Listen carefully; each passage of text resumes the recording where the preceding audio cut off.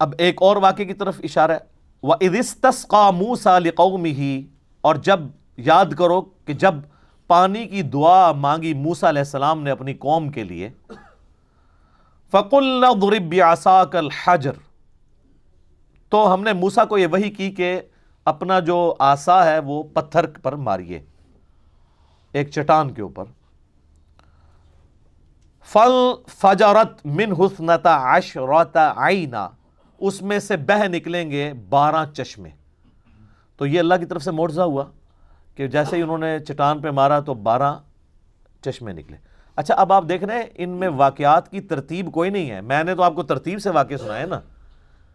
قرآن کا مقصد کوئی ہسٹری سنانا نہیں ہوتا بلکہ عبرت حاصل کرنے والا معاملہ ہے۔ اب جو پہلے جو ذکر میں نے کیا اس میں تو موسیٰ علیہ السلام فوت ہو چکے ہوئے ہیں، اس کے بعد یہ سارا کچھ ہوا۔ اب پھر ریورس ہسٹری میں جایا جا رہا ہے کہ موسیٰ علیہ السلام کے ساتھ جب تم سفر کر رہے تھے تو پانی کا بھی ایک معاملہ آیا تھا، تو ہم نے حکم دیا چٹان پہ عصا مارو، تو 12 چشمے جاری ہوئے، اس لیے کہ 12 قبائل تھے، قبائلی سسٹم اتنا سٹرانگ تھا کہ وہ نہیں ٹوٹا، تو وہ لڑتے تھے، تو اللہ نے کہا چشمے ہی 12 ہو جائیں۔ قد علم کل اناس مشربہم، ہر گروہ نے اپنے حصے کی جو گھاٹ تھی اس کو پہچان لیا، یعنی وہ 12 بن گئے، تو یہ اس کا ہے، یہ اس کا ہے۔ موسیٰ علیہ السلام نے ڈیفائن کر دیا کہ 12 قبیلوں میں یہ قبیلہ نمبر 1 کا ہے، یہ 2 کا ہے، یہ 3 کا ہے، یہ 4 کا، اس طریقے سے۔ وہ حضرت یعقوب علیہ السلام کے 12 بیٹے تھے، حضرت یوسف علیہ السلام تھے، بنیامین تھے، یہودا تھا، ان سب کے ناموں کے اوپر آگے چل رہے تھے، جس طرح یہاں پہ بھی بریلوی دیوبندی اہل حدیث فرقے چل رہے ہیں نا، تو وہ شخصیات کے اوپر بٹے ہوئے تھے۔ کلوا واشربوا من رزق اللہ، کھاؤ پیو اللہ کے رزق میں سے، ولا تعثوا فی الارض مفسدین، اور زمین میں فساد برپا مت کرنا۔ لیکن فساد تو پھر انہوں نے برپا کیا، جو بعد میں ہوا، جس کا ذکر قرآن میں پہلے گزر چکا۔ وَإِذْ قُلْتُمْ يَا مُوسَىٰ لَن نَّصْبِرَ عَلَىٰ طَعَامٍ وَاحِدٍ، اب یہ وہی بات آ گئی۔ اور یاد کرو جب موسیٰ علیہ السلام سے تم نے کہا کہ ہم ایک طرح کا کھانا کھا کھا کے تنگ آ گئے ہیں، من و سلوہ، فَادْعُ لَنَا رَبَّكَ يُخْرِجْ لَنَا مِمَّا تُنبِتُ الْأَرْض، تو اب دعا مانگیے آپ اپنے رب سے کہ وہ ہمیں اس کھانے میں سے دے جس کو زمین اگاتی ہے۔ اچھا زمین کا کھا رہے ہوتے تو انہوں نے آسمان والا کھانا مانگنا تھا، جیسے کہ عیسیٰ علیہ السلام والوں نے کہا تھا، ان کے ماننے والوں واریوں نے، کہ آسمان سے کھانا نازل ہو۔ تو یہ انسان کی نیچر ہے، ہمیشہ جو چیز ہاتھ میں ہوتی ہے نا اس کو انڈر ایسٹیمیٹ کیا جاتا ہے، اور جو نہیں ہوتی ہے اس کی ڈیمانڈ کی جاتی ہے۔ زمین سے اگنے والی اجناس، من بقلیہا، ساگ، وقثائہا، اور ککڑی، وفومہا، اور گندم، گیہوں، بعض نے اس کا ترجمہ یہ لہسن بھی کیا ہے، تھوم، کیونکہ فوم کا لفظ بھی استعمال ہوتا ہے عربی میں، اس کے لیے فوم سے ہی تھوم بن گیا، وعدسیہا، اور مسور، یہ منہ اور مسور کی دال، وبصلیہا، اور پیاز۔ ظاہر ہے مسور کی دال تو بڑی ٹیسٹی ہوتی ہے، آپ کو پتہ ہے کہ خاندان مغلیہ کی سب سے فیورٹ ڈش ہی مسور کی دال ہوتی تھی۔ یہ پازیٹیو سینس میں محاورہ ہے کہ تیرا منہ ہے کہ تو مسور کی دال کھائے، اتنی مہنگی دال، آج بھی ویسے اللہ کے فضل سے وہ مرغے سے بھی زیادہ مہنگی ہے، اور صحیح بنی ہوئی ہو تو بڑی ٹیسٹی ہوتی ہے مسور کی دال۔ تو یہ منہ اور مسور کی دال، یعنی تیری اوقات تو ہے نہیں اور مانگ رہا مسور کی دال ہے تو، یہ پازیٹیو سینس میں محاورہ ہے، کیونکہ جو شاہی ڈش تھی نا خاندان مغلیہ کی وہ مسور کی دال تھی۔ چونکہ میرا بھی تعلق مغلیہ خاندان سے، اس لیے میں آپ کو یہ بتا رہا ہوں، تو آپ اس کو ریکنفرم کر سکتے ہیں۔ تو انہوں نے ڈیمانڈ کی کہ ہمیں یہ زمین کی جو چیزیں نا یہ دی جائیں۔ اب اللہ تعالیٰ کی طرف سے وحی آئی، قال اتستبدلون الذی هو ادنی بالذی هو خیر، اللہ نے فرمایا کیا تم لینا چاہتے ہو وہ چیز جو ادنا ہے اس کے بدلے میں جو عمدہ ہے؟ وہ جنتی خوراک ہے، ہر چیز پوری ہے، اب تم زبان کے چسکے کے لیے اگر زمین کی چیزیں مانگ رہے ہو، یہ ادنا ہے ایز کمپیئر ٹو اس کے، وہ اعلیٰ خوراک ہے اور نہ اس کے لیے کوئی ایفرٹ پٹ کرنی پڑے گی۔ اب اگر یہ تم یہ چاہ رہے ہو نا تو پھر اس کے لیے تو تمہیں پھر حلوائی کرنی پڑے گی، ہاں جی، زمین میں تو پھر آپ کو حال ہی چلانا پڑے گا. یہ نہیں ہے کہ نہ تم حال چلاؤ نہ دانا بو اور اللہ تعالیٰ کی طرف سے جو ہے وہ اگائے، ایسے نہیں ہوگا. زمین کی خوراک ہے، پھر ایفرٹ پٹ کرنی ہوگی، نگاہ مار کے کچھ بھی نہیں ہوگا.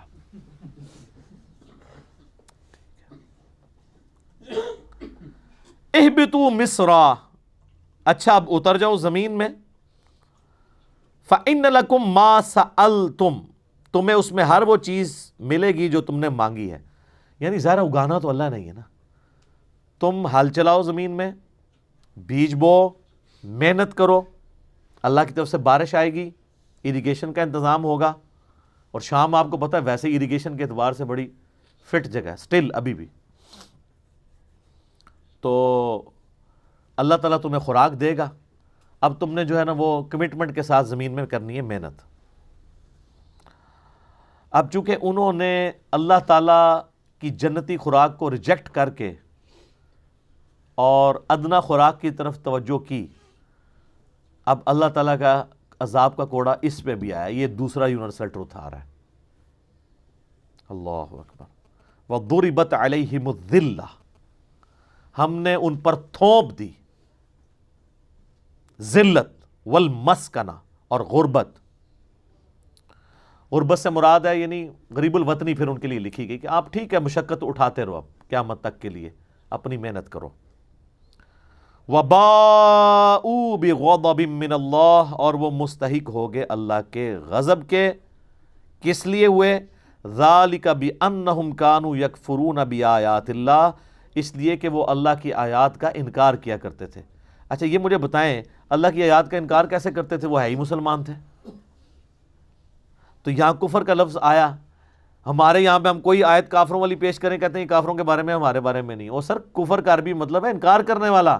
جو بے نمازی ہے وہ مسلمان ہو کے بھی کافر ہے، اپنے عمل سے وہ انکار کر رہا ہے. اس لیے مسلم میں حدیث ہے کہ بندے کے کفر اور شرک اور ایمان کے درمیان فرق نماز ہے. اللہ تعالیٰ ان مسلمانوں کو کہہ رہا ہے کہ انہوں نے کفر کیا، کہ اللہ تعالیٰ کے چند احکام ماننے چند چھوڑ دیے اللہ کی آیات کے ساتھ. وَيَقْتُلُونَ النَّبِيِّينَ بِغَيْرِ الْحَقِّ، اور انہوں نے انبیاء کو ناحق قتل بھی کیا. وقت کے پیغمبروں کو قتل کر دیتے تھے. کیوں بھائی؟ جب وقت کا پیغمبر آتا تھا وہ کہتا تھا کہ تم کتاب کی تعلیم چھوڑ چکے ہو. حضرت زکریا علیہ السلام کو قتل کیا انہوں نے، یحییٰ علیہ السلام کو قتل کیا، ایون عیسیٰ علیہ السلام کو قتل کرنے کی سازش کی تو اللہ نے ان کو زندہ آسمانوں پہ اٹھا لیا. کیونکہ عیسیٰ علیہ السلام ان سے میٹھی میٹھی باتیں نہیں کرتے تھے نا. عیسیٰ علیہ السلام تو یروشلم میں جاتے تھے، ہیکل سلیمانی کے اندر جا کے جہاں علماء یہود تھے، اور وہاں جا کے کہتے تھے کہ تم لوگوں کو تو کہہ رہے ہو حرام خوریاں نہ کرو، خود سب سے بڑے حرام خور ہو. سر یہ بات کون سنتا ہے؟ اور یہ دیکھ لیں اتنی سخت بات ہے کہ وقت کا پیغمبر، اور پیغمبر خود یہودی پیغمبر، حضرت عیسیٰ علیہ السلام یہودی النسل تھے. یہ بھی نہیں تھا کہ کسی دوسری جگہ پیغمبر تھا، ان کی اپنی نسل سے تھے. انہوں نے جب مولویوں کو کہا تم حرام خوری کرتے ہو، انہوں نے کہا قتل کرو اسے.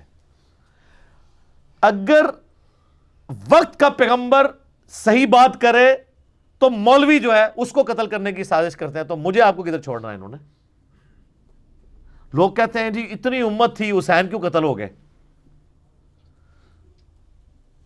سر یہ تو قرآن بتا رہا ہے نا حسین کیوں قتل ہوئے. جب بھی کوئی حق کی بات کرے گا اسے اس طریقے سے قتل کیا جائے گا. جب وقت کے پیغمبروں کو یہ لوگ قتل کر دیتے تھے تو پیغمبروں کے جانشین کو قتل نہیں کریں گے جو انہیں بتائے گا یہ سچائی ہے یہ برائی ہے. اس امت نے بھی دیکھے کتنے بڑے بڑے علماء کو قتل کیا. امام حنیفہ رحمہ اللہ کو زہر کا پیالہ پلا کے قتل کیا گیا. امام نسائی رحمۃ اللہ علیہ کو حضرت علی کے شان میں خصائص علی لکھنے کے اوپر قتل کیا گیا. اسی کو میں نے فکر حسین کا نام دیا کہ آپ چاہے اکیلے ہیں، کوئی آپ کے ساتھ نہیں ہے، آپ سچائی کے لیے کھڑے ہوں اور قتل کر دیے جائیں، آپ سید الشہداء ہیں. المستدرک الحاکم میں حدیث ہے سید الشہداء حمزہ ابن عبد المطلب ہیں، اور وہ شخص بھی سید الشہداء ہے جو جابر حکمران کے سامنے کلمہ حق بلند کرے اور لوگ اسے قتل کر دیں، حکمران اسے قتل کر دیں. دجال کے خلاف جو آخر میں امتی ایک کھڑا ہوگا، بخاری مسلم میں آتا ہے، مسلم میں ذرا ڈیٹیل ہے، نبی علیہ السلام فرمایا وہ اپنے زمانے کا سب سے بہترین شہید ہوگا کیونکہ وہ اکیلا کھڑا ہوگا. اور یہاں پہ بھی دیکھ لیں اللہ نے فرمایا کہ انہوں نے جب انبیاء کو قتل کیا ناحق تو اللہ تعالیٰ کی طرف سے عذاب کا کوڑا ان پہ ایسے مسلط ہوا، ان پہ ذلت طاری ہو گئی، غریب الوطنی، آج تک غریب الوطنی ہے. یہ اب جا کے کچھ سکون آیا اس 20ویں صدی کے اندر، اور ابھی 21ویں میں دوبارہ وہ اپنا اسرائیل کو گریٹر اسرائیل بنانے کی کوشش کر رہے ہیں. ادروائز پوری ہسٹری میں انہوں نے بڑی مصیبت کاٹی ہے. ابھی بھی سکون سے تو نہیں ہے، ظاہر ہے ہر وقت ان کو دھڑکا تو لگا رہتا ہے. ابھی عذاب کا آخری کوڑا ان کے اوپر باقی ہے، جو حضرت عیسیٰ علیہ السلام جن کا انہوں نے انکار کیا تھا، اللہ تعالیٰ انہیں دنیا پہ اتارے گا اور پھر عذاب استیصال ان کے اوپر آئے گا. اور عیسیٰ علیہ السلام جو ان کے مسیح بن کر آئے تھے، منجی بن کے آئے تھے، ان کی کتابوں میں موجود تھا ایک پیغمبر آئیں گے. جب وہ آئے تو ان کو انہوں نے دجال کہا، اور جب دجال آئے گا، مسیح الدجال، جھوٹا جو مسیح ہوگا، اس کو یہ مسیح مان لیں گے. اس کے اوپر مسئلہ 133 ہے میرا دجال کے اوپر، آپ دیکھ سکتے ہیں، اور مسئلہ 127b ہے امام مہدی علیہ السلام کے اوپر.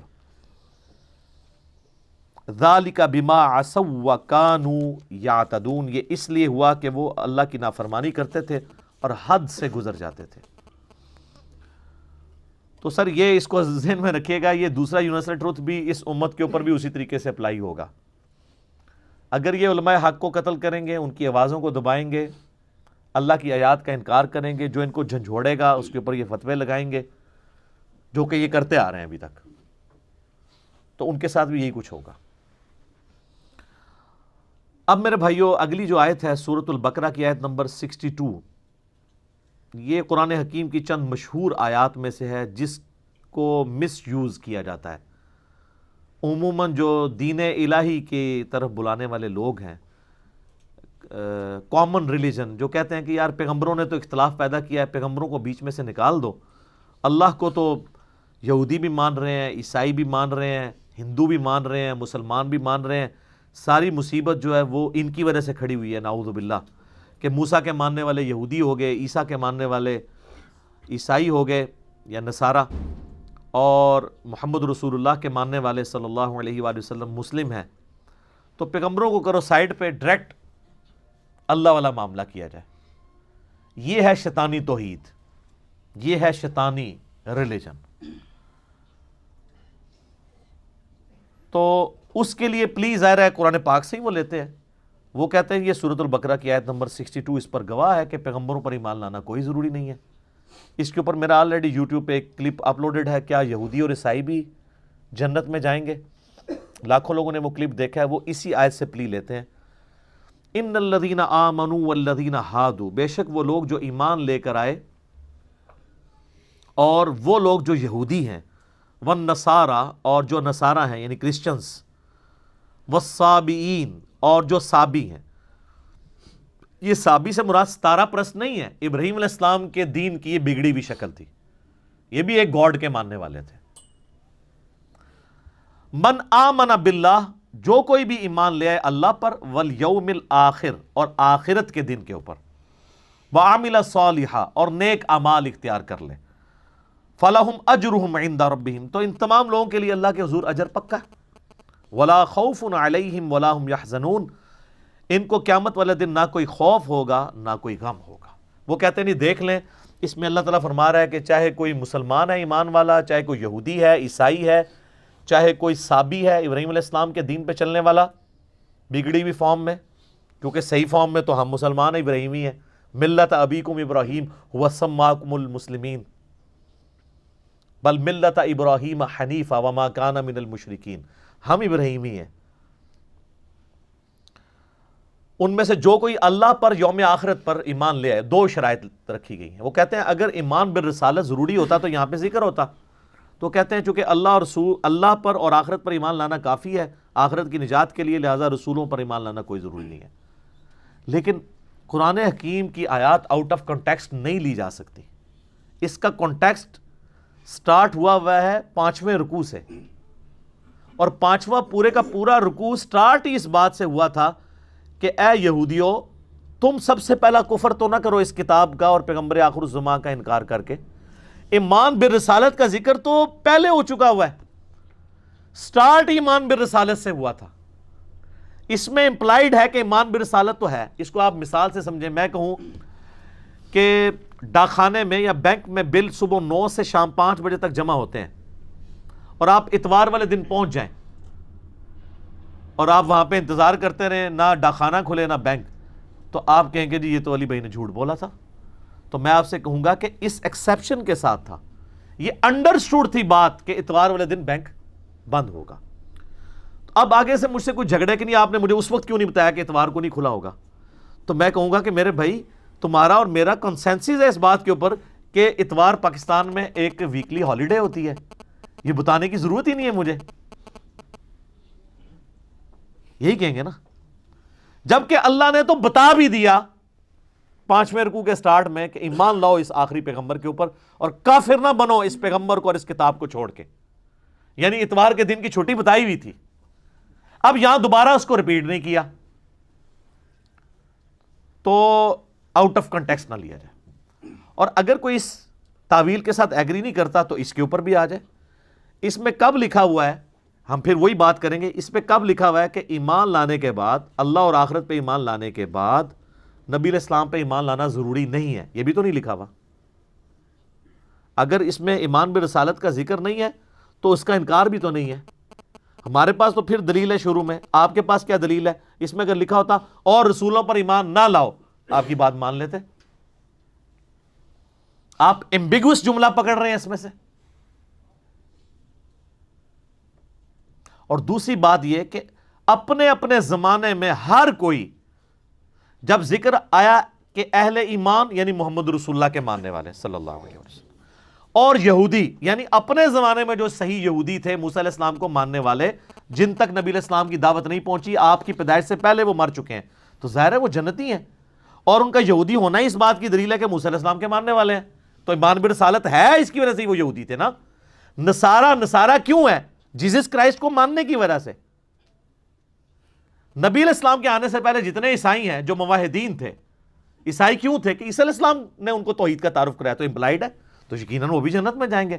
لیکن نبی علیہ السلام کے آنے کے بعد آپ کا انکار کر کے ان کا ایمان قابل قبول نہیں ہوگا. صحیح مسلم میں حدیث ہے، جس یہودی اور عیسائی نے میرے بارے میں سن لیا کہ میں اللہ کا پیغمبر ہوں، اور ظاہر ہے کہ اس کے اوپر وہ حقیقت صحیح طریقے سے کھلے، اور اس نے میرا انکار کیا، تو وہ پھر دوزخ کی آگ میں ہی جائے گا. اس کے اوپر کوئی اعتراض کر سکتا ہے کہ تو مسلم شریف کی حدیث ہے، ہم حدیثوں کو نہیں مانتے، ہمیں قرآن سے بتائیں. تو سر قرآن میں بھی یہ ٹاپک ڈسکس ہوا ہے.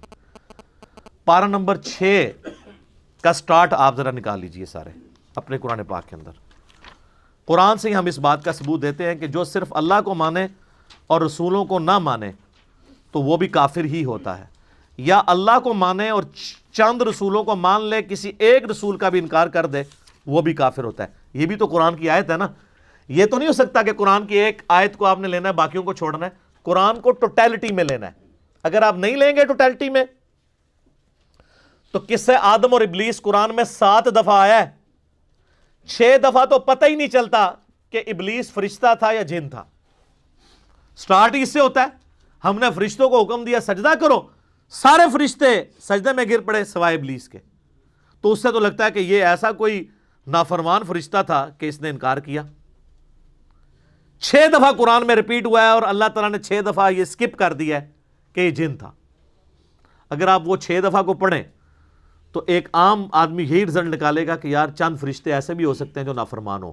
لیکن دوسری طرف قرآن پاک میں درجنوں آیات ہیں کہ فرشتے اللہ کے حکم کی نافرمانی نہیں کرتے،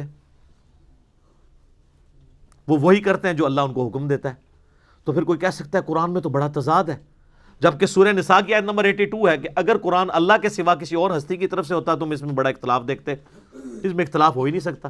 اسی تو میں کہتا ہوں اگر پہلے صفحے پہ آیا نا ایاک نعبد و ایاک نستعین، تو آپ پورے قرآن میں یا علی مدد ڈھونڈنے سے بھی نہیں ملے گا، ورنہ تو اختلاف ہو جائے گا.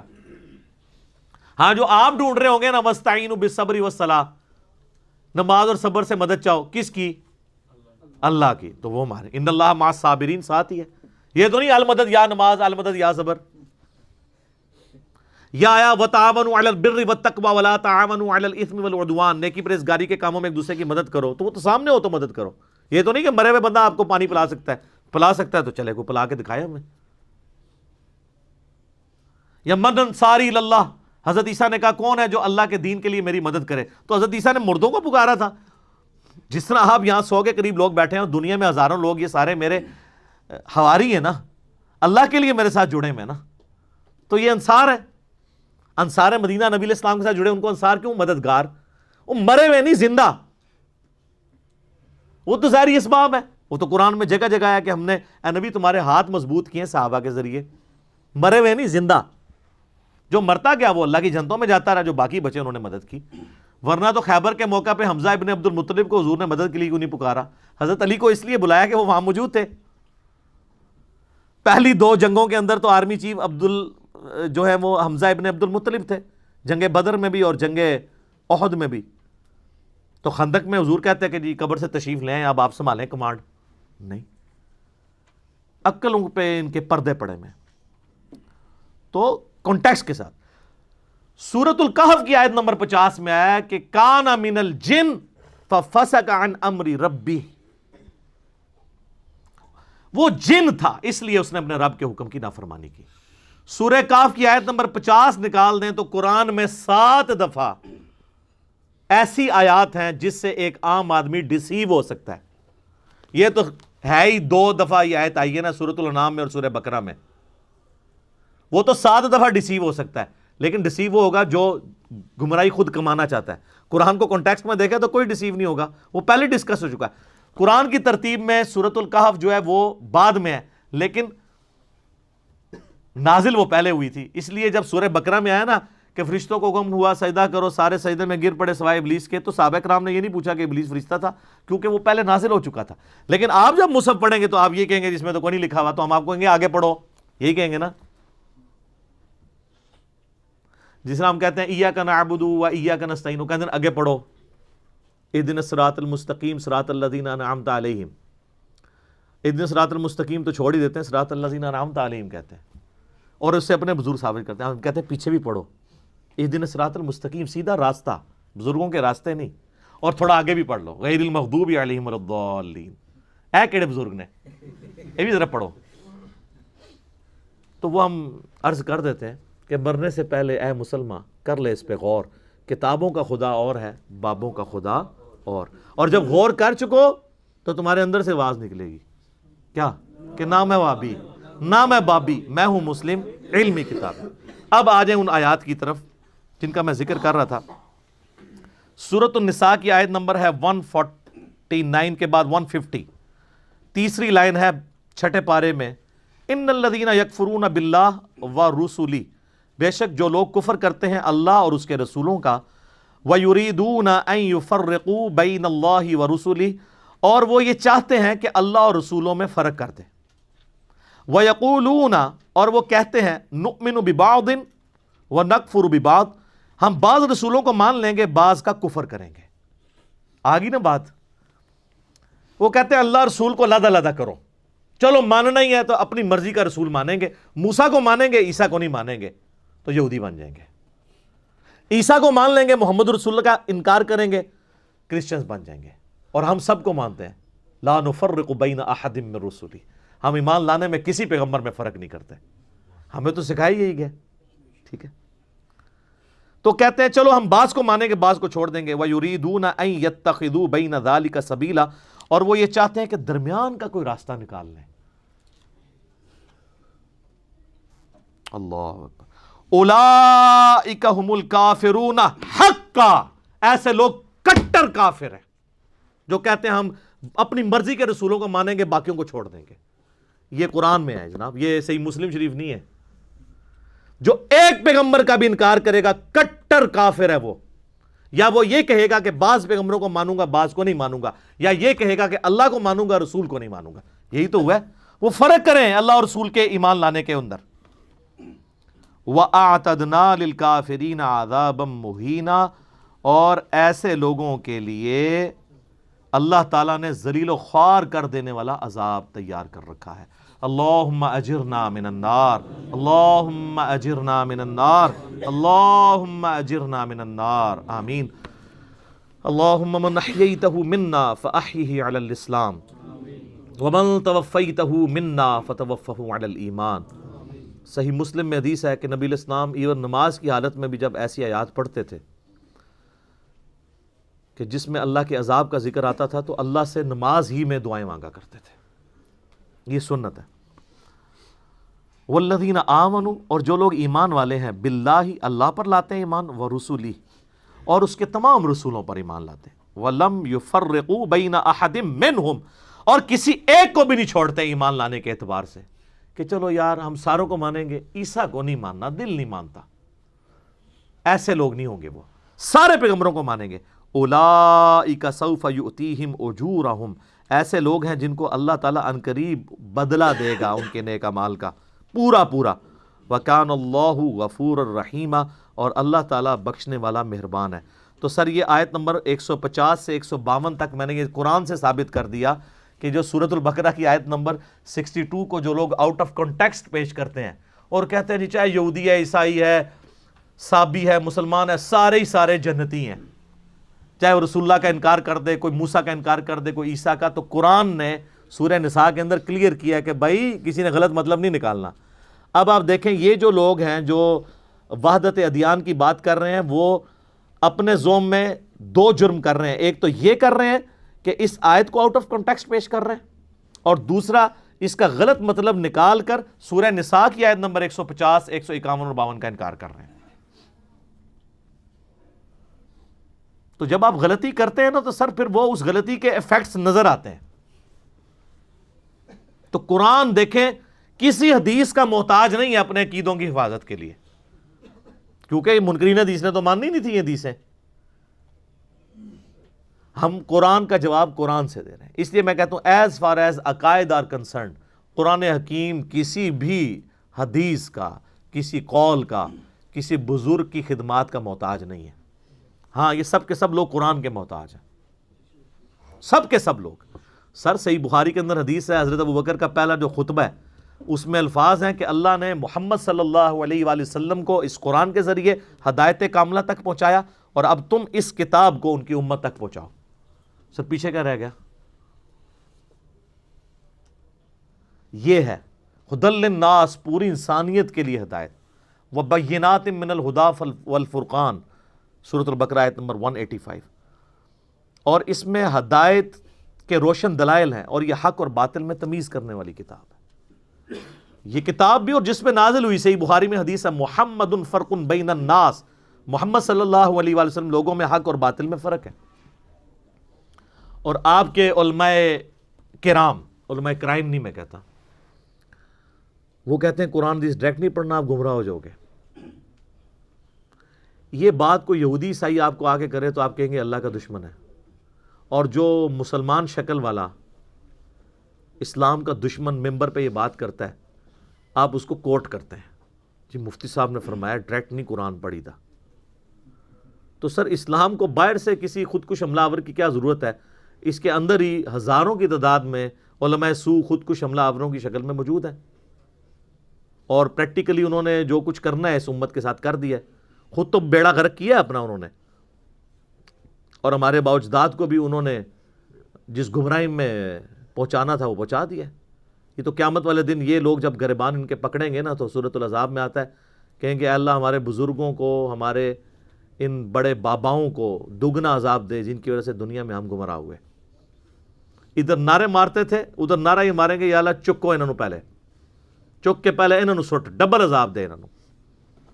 ٹھیک ہے، یہاں وہ رحمت اللہ علیہ کہتے ہوں گے، دامت برکاتہم عالیہ کہتے ہوں گے، مدہ ذلہ کہتے ہوں گے. تو یہ تو جب حقیقت سامنے آتی ہے تو پتہ چلتا ہے. میں اکثر مثال دیتا ہوں کہ ایک خوبصورت بریانی کی پلیٹ آپ کے سامنے ہو اور آپ کو بھوک بھی سخت لگی بھی ہو، اس کی خوشبو بھی آپ کو لبھا رہی ہو، اس دوران کوئی شخص، کوئی کلین شیو آدمی بھی آ کے آپ کے کان میں ہلکا سا کہہ دینا کہ جناب یہ جو بزرگان دین نے آپ کی دعوت کی ہے نا، اس بریانی کی پلیٹ میں زہر ڈالا ہوا ہے، تو سب سے پہلے تو آپ کی بھوک مر جائے گی. اب وہ بزرگان دین چاہے قرآن پہ الف بھی دے دینا آپ کو کہ اس میں زہر نہیں ہے، مانیں گے آپ؟ کیونکہ جان جا رہی ہے، اور جہاں ایمان جا رہا ہے ہم چیخ چیخ کے آپ کو کہہ رہے ہیں کہ مرنے سے پہلے ہے مسلمان، کر لے اس پہ غور، کتابوں کا خدا اور ہے، بابوں کا خدا اور. آپ کہتے ہیں نہیں ماننی بات، تو ٹھیک ہے سر، یہ تو پھر چکھ کے دیکھ لیں آپ. لیکن دنیا میں تو بریانی کا پتہ چل جائے گا. کہ زہر ہے کہ نہیں تھوڑی دیر بعد جب آپ شہادت کے رتبے پہ پہنچیں گے. لیکن یہ جو بریانی آپ کو کھلا رہے ہیں زہر آلود غلط عقیدوں کی، یہ آخرت میں پتہ چلے گا پھر آپ دنیا میں واپس نہیں آ سکتے. تو اس سے پہلے غور کر لیں اور آخرت کی تیاری کر لیں. اور جو بندہ چیخ چیخ کے آپ کو بلا رہا ہے اس طرف کہ آؤ نبی صلی اللہ علیہ وآلہ وسلم کے مبارک قدموں تک پہنچ جاؤ اور دیکھو تمہارے ساتھ کیا دھوکہ کیا انہوں نے. تو پچھلے اتوار آپ کو پتہ ہے ہم نے 26 جنوری 2020 کو مجلس نمبر 100 ریکارڈ کروا دی ہے. میں پوری دنیا میں جتنے اپنے آڈینس ہیں ان کو بار بار ریکویسٹ کر رہا ہوں کہ اب آپ کو دنیا میں کوئی کلپ میرا، کوئی ویڈیو لیکچر کسی شخص کو دکھانے کی ضرورت نہیں ہے. دوستوں یاروں کو آپ سینموں میں فلموں کے لیے بھی لے جاتے ہیں جن کے ساتھ آپ کی ہمدردی ہے، چاہے آپ کے دوست ہیں، رشتہ دار ہیں، اولاد ہے، بیوی بچے ہیں. فلم میں شاید وہ بور ہو جائیں لیکن اس ویڈیو میں وہ 5 گھنٹے میں بور نہیں ہوں گے، جو کچھ اس کے اندر ہوا ہے آپ کو پتہ ہے. تو مجلس نمبر 100 جس کو بھی پہلا تعارف کرانا ہے اس کو مجلس نمبر 100 ہمارا مقدمہ ہے. دیکھو کیونکہ آج تک جتنے رونے میں نے روئے ہیں کہ کتابوں کا دین اور بابوں کا دین، اور اس کی 50 ایگزامپلز کم از کم میں نے اس میں کوٹ کی ہیں دلائل کے ساتھ، اور پہلا 1 گھنٹہ پورا مقدمہ سامنے رکھا ہے. تو انشاءاللہ تعالی جس کے دل کے اندر ذرا سی بھی ایمان کی رتی ہے اور جسے اپنی آخرت کی فکر ہے، یا تو وہ دعوت قبول کرے گا یا کم از کم آپ کو دوبارہ شکل دکھانے کے قابل نہیں رہے گا، ڈیفینسو موڈ میں چلا جائے گا.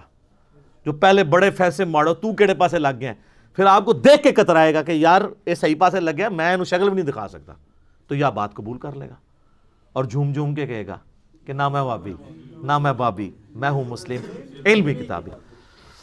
ٹھیک ہو گیا جی. اللہ تعالیٰ سے دعا ہے جو حق بات میں نے کہی اللہ تعالیٰ ہمارے دلوں میں راسخ فرمائے. اگر جس بات میں میرے منہ سے کوئی غلط بات نکل گئی اللہ تعالیٰ ہمارے دلوں سے محو کر دے، ہمیں معاف بھی کر دے. کتاب و سنت کی دعوت ہمیں دوسرے مسلمان بھائیوں تک پہنچانے کی توفیق عطا فرمائے.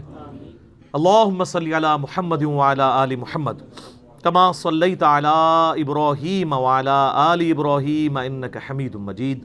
اللہم بارک علی محمد وعلی آل محمد کما بارکت علی ابراہیم وعلی آل ابراہیم انک حمید مجید. سبحانک اللہم وبحمدک اشہد ان لا الہ الا انت استغفرک واتوب الیک وما علینا الا البلاغ المبین. جزاکم اللہ خیرا.